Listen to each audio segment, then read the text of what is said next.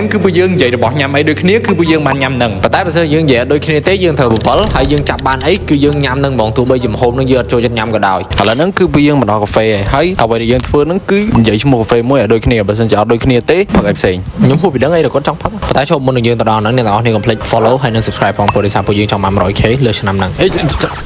ពួកយើងចង់បាន 100k លើក្នុងឆ្នាំហ្នឹងសំបងព្រោះវាមានអារម្មណ៍ថាកក់ស្ទះយូរហើយស្ទះយូរជាងចរាចរណ៍ខ្ញុំស៊ីងាយឡើងទៀតយូរជាងខ្ញុំលុបពេកចោលទេបើលុបពេកចោលលឿនជាងអត់មែនតែលុបពេកហ្មងតោះ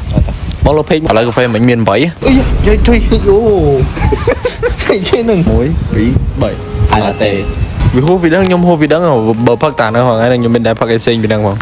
ខ្ញុំមិនថាខ្ញុំដឹងថា 100% គឺគាត់យកហ្នឹងព្រោះដោយសារខ្ញុំក៏យកហ្នឹងគាត់ក៏យកហ្នឹងថ្ងៃណាក៏យើងផឹកអាហ្នឹងគឺផឹកអាហ្នឹងជារៀងរហូត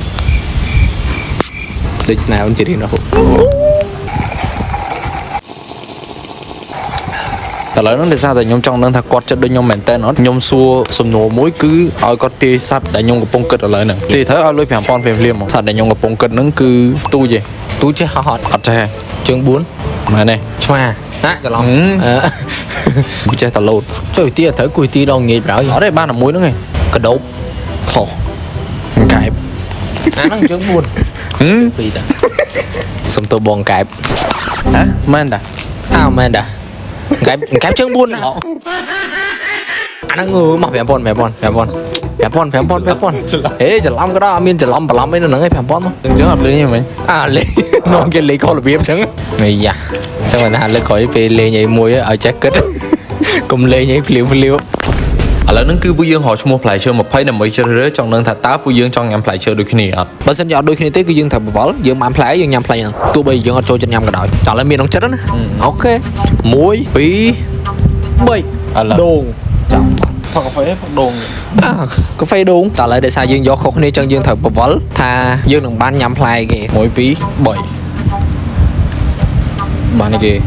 កុំត្រេនមកកុំបានត្រេនល្មមមកមានអីល្អតាយើងបានញ៉ាំចេកដែរខ្ញុំក៏ចង់ញ៉ាំដែរឥឡូវគឺយើងបានចេក